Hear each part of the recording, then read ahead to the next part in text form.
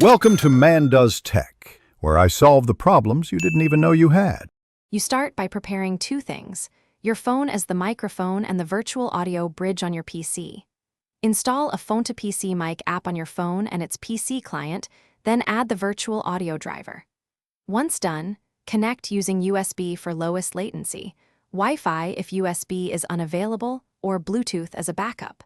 Make sure the phone app shows a running mic stream. This quick setup replaces a physical mic and hands you full control over input routing.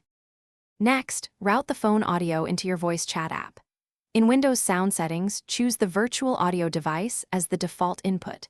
Then open your voice app and select that same virtual device for microphone input.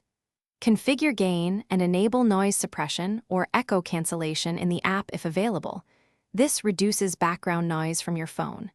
If latency is noticeable, enable push-to-talk to avoid cutoffs. Make sure the PC client and phone show matching sound. To finish, perform a test call or record locally to confirm voice clarity and volume.